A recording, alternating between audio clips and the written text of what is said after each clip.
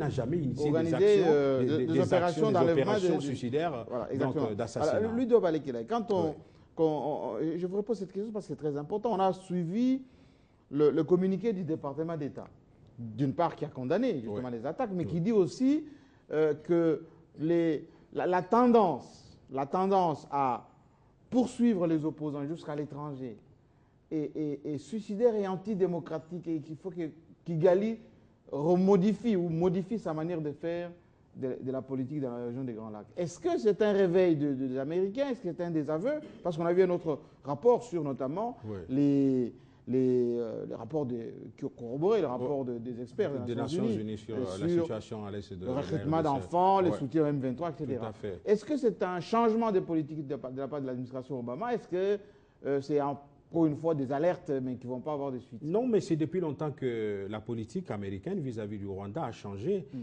Vous savez, je suis tombé sur un document sur Internet où il était dit à un certain moment qu'on ne pouvait pas condamner Kigali publiquement en ce qui concerne la situation à l'est de la République démocratique du Congo, ni le citer nommément. Et dans les hauts lieux des Nations Unies, et notamment avec l'influence des États-Unis, c'était ainsi. Mais oui, depuis un certain temps, vous sentez que le gouvernement américain prend des positions claires en ce qui concerne l'absence de démocratie, l'absence du débat démocratique au Rwanda.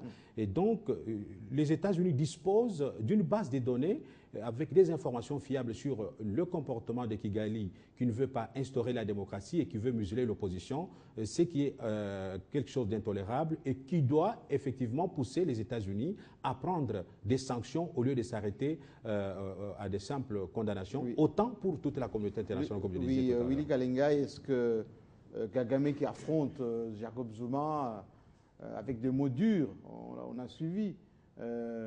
Oui, l'Afrique du Sud n'a des leçons à donner à personne. Ils étaient un pays d'apartheid. Nous sommes des victimes avec les génocides, etc. Il n'y a plus de respect. Mais non, vous savez, la plus belle femme du monde ne peut donner que ce qu'elle a. Et Kagame, malheureusement, n'a que cette culture-là. Il n'a appris qu'à travailler dans la violence et dans la dictature. Il n'a pas vécu dans un régime démocratique. Et c'est dommage que les régimes qui sont vers la fin de leur système sont frappés d'aveuglement. Aveuglement. Regardez ce qui est arrivé à Kadhafi. Il continuait à revendiquer une grande victoire. Il continuait à dire que... Parfois en arguer. Son fils, d'ailleurs, avait même réuni une conférence de presse la veille même de la chute de Tripoli. Quand vous regardez en Irak, c'était la même chose avec Saddam Hussein. Il y a donc dans la vie des dictateurs, dans la vie des êtres qui ont décidé de vivre la pensée unique, il y a donc comme une forme d'aveuglement, et parce que c'est normal, l'intelligence stratégique leur est enlevée. Et pour Kagame, il y a deux choses sur lesquelles je n'aimerais pas revenir, mais qui ont, comme j'ai été cité, c'est que la conscience de la totale puissance politique a généré chez Kagame une forme de totale impunité. C'est-à-dire qu'il pense que parce que je suis tellement puissant, donc je suis aussi totalement dans une certaine impunité. Et ce qui est grave, ce qui choque, vous savez, les guerres secrètes existent. La plupart des pays, les Américains, tous ont des opérations secrètes dans des pays, et s'ils peuvent éliminer un adversaire en secret, beaucoup de pays le font. Les Français, c'est de la guerre secrète. Les Israéliens le font, ça se fait. Au Liban, partout, ça se fait. Et je pense même qu'un pays comme le Congo ne peut pas se dire... privé de cela. Non, ce sont des moyens qui sont mis à la disposition de tous les pouvoirs. Mais ce qui est grave chez Kagame, c'est cette revendication publique de résultat d'une guerre secrète. Oui. Et le fait de l'affirmer publiquement c'est eux, dans un pays étranger, un pays ami, avec lequel ils ont des rapports diplomatiques, un pays qui a quand même aidé beaucoup, il ne faut pas oublier, l'Afrique du Sud a beaucoup aidé le Rwanda. Dans un pays comme celui-là, si vous affirmez que vous pouvez agir contre les lois du pays et assassiner quelqu'un, vous violez effectivement, vous avez dépassé les limites. Et surtout que c'était la troisième attaque quand même. Hein. Ça a dépassé les limites. On avait tiré dessus sur Ayuma. Ça a dépassé les limites. Oui. Et vous savez, le Rwanda a une opposition, mais ce qui est plus grave pour Kagame, c'est qu'en réalité, Kayumba est un Tutsi. Il est de la Tutsi maison. En plus. Il est de la maison de Kagame. L'affaire. Il est de la maison de Kagame. Donc, à plus forte raison, la virulence de Kagame, c'est que ça signifie que ce combat peut continuer sans moi. moi j'ai tout fait pour ce peuple.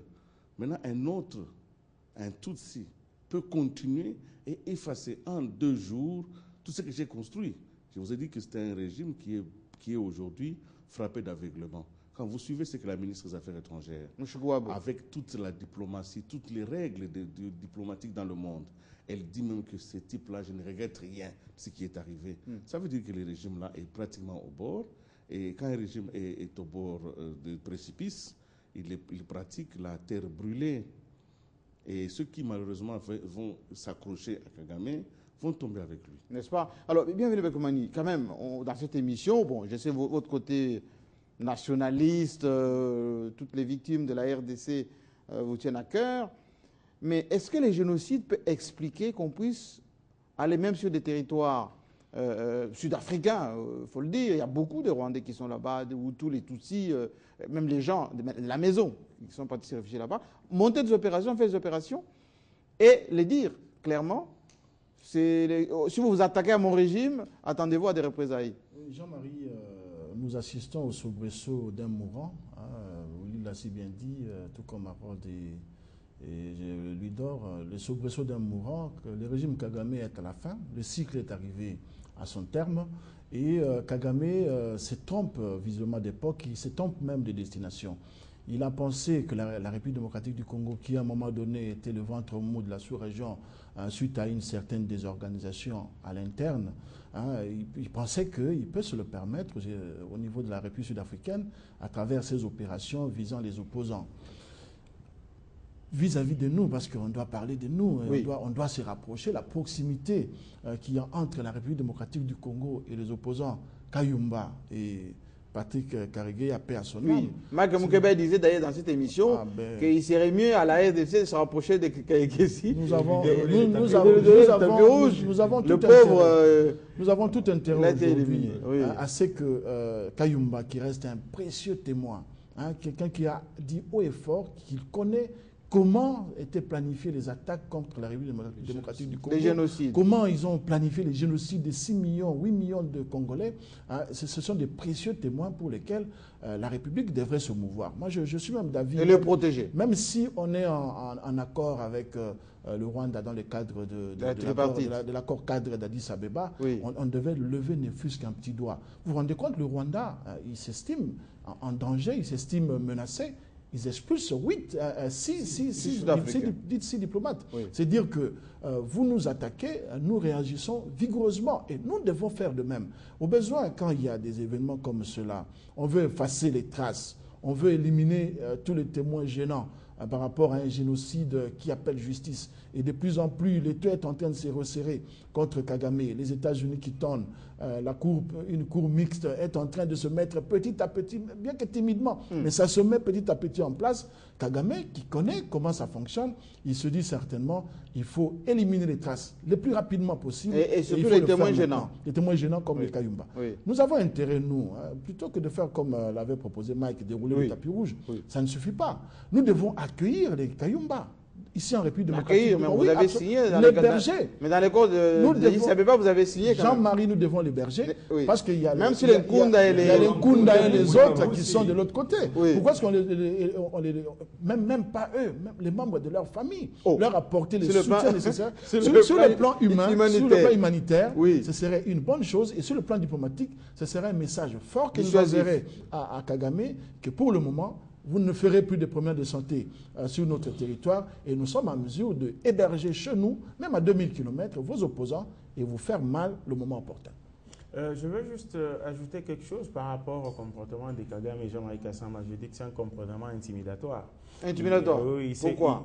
Kagame sait que le Rwanda, sur le plan diplomatique, ne pèse pas par rapport à l'Afrique du Sud. Alors pourquoi cette arrogance? Il le fait juste pour se faire sentir, étant donné que même tout en sachant que les FARDC sont regaillardis et qu'on ne peut pas les attaquer, se promener au Congo et rentrer, il est en train d'amasser les troupes Rwanda en direction du parc de Virunga. Il sait qu'il ne peut pas le faire, mais il le fait quand même pour nous intimider. Mais pour revenir à Mais quand son ministre, sans vous couper, son ministre du Tourisme était venu ici pour faire les yeux doux à la RDC. Voilà, On s'est entendu pour protéger les gorilles des montagnes. Non, mais vous savez, quand on mange avec un diable, il faut toujours avoir des longues fourchettes. Des longues fourchettes. Le Rwanda est comme ça, il est rusé, il peut vous approcher. Mais pour revenir à ce que Bienvenue Marie Bakoumania disait, par rapport à l'accord cadre qui nous impose certaines réserves, il y a effectivement une notion en relation internationale qui s'appelle la notion de la réserve. C'est-à-dire, eu égard aux enjeux, l'un des co-contractants à une convention peut émettre une réserve, c'est-à-dire se dire n'est pas concerné par l'une des dispositions ou un article de la convention. Et donc, c'est le cas pour la République démocratique du Congo d'utiliser la réserve par rapport à la protection de Kayumba, étant donné que quelque part, c'est une non-assistance à la personne en danger. Directement. Oui, s'il est non-assistance à témoin en danger. S'il est probable que sur le sol sud-africain, on a tué Karigeya et Kayumba est en passe d'être assassiné, je crois que si nous le pouvons, nous vengerons Mamadou Ndala et toutes les victimes de l'Est de la RDC. Juste un complément, je voulais dire que les 2 dernières décennies, Kigali a constitué, je peux dire, la destination transitaire des intérêts économiques des multinationales. Parce que tout ce qui partait du Congo transitait par Kigali. Et tout ce qui voulait agresser le Congo passait par Kigali et vice-versa. Et donc, à un certain moment, au niveau, c'est une approche sous-régionale de la question que je tente de faire, que Kagame était en train, avec ses velléités hégémoniques, de devenir les leaders au niveau de la sous-région. Et les États-Unis, l'Occident d'une manière générale, trouvaient en lui un partenaire incontournable, mais aujourd'hui, avec tout ce qu'on a comme rapport des experts des Nations Unies sur les pillages des ressources naturelles de la RDC, mais également la participation criminelle au génocide en République démocratique du Congo, les grandes puissances se rendent compte qu'il faut déplacer l'accent en ce qui concerne le leadership au niveau de la sous-région. Et je crois que je ne m'en voudrais pas si je disais qu'au regard de la fin de la guerre à laquelle nous sommes en train d'assister dans la partie orientale de la République démocratique du Congo, je ne me tromperais pas si je disais que les regards seraient tournés sur la République démocratique du Congo, qui a joué un rôle vraiment détaillé dans cette situation. Diplomatiquement, comment la RDC peut engranger on va dire des dividendes? Comment la RDC peut se repositionner pour jouer ce rôle de leadership? Parce qu'on parle beaucoup de ces déficits de leadership. Dans les années 90, 2000, c'était plus Museveni qui était identifié. Bon, on a vu qu'il n'a pas pu. Kagame identifié, on voit maintenant qu'il ne peut pas. Le Congo est immense, etc. Alors, quelles sont les bases, des fondements de ce leadership de la RDC? Mais d'abord, moi, je me suis opposé depuis très longtemps à ce type de leadership, qui était un leadership caporaliste. Ça veut dire que c'était un chef d'État qu'on désignait dans une sous-région. Il jouait les gendarmes et il jouait les sous-traitants. Le faiseur de roi. Les sous-traitants de la politique internationale. On lui donnait un appui militaire très important. Une base anglaise est installée on lui donnait une base, Kampala. par exemple, Kampala. Entebbe. On a travaillé avec Museveni en pensant que bon, il nous faut quelqu'un. Les États-Unis, c'est très loin. Si nous voulons agir en Afrique, il nous faut une base et un régime qui nous serve de tampon. Cette politique-là, qui est une politique de Clinton, ça a échoué complètement parce que... Clinton Marie est ça femme, a échoué parce que, vous savez, toutes les politiques qui ont été menées depuis une vingtaine d'années avaient méprisé la montée d'une opinion publique africaine et d'une classe politique africaine consciente. Aujourd'hui, l'opinion publique africaine n'est pas qu'en Afrique. Beaucoup d'Africains sont dans la diaspora. Et aujourd'hui, ces Africains agissent pour leur continent et ne peuvent pas accepter qu'eux, ils travaillent dans des conditions assez acceptables, que l'argent qu'ils payent aux impôts dans les pays occidentaux serve à financer les guerres dans leur pays d'origine. Ceci a été un élément important. Maintenant, le leadership dont il s'agit ici, c'est un leadership qui ne peut émerger que par notre force de proposition. Le Congo ne peut devenir un pays leadership dans la sous-région que si le Congo prend en compte l'ensemble des atouts qu'il a et la capacité qu'il a à régler effectivement les problèmes vu des atouts que le Congo possède. Est-ce que la RDC a déjà suffisamment pensé qu'elle n'était pas seulement appelée à régler les problèmes du Congolais, mais les problèmes des 450 millions d'âmes qui vivent dans la sous-région. Des Grands Lacs. Des Grands Lacs. Donc nous sommes effectivement appelés à nous dépasser. Et c'est là où on reproche aux Congolais d'être nombrilistes. Les Congolais... On pense que tout doit se passer au Congo et même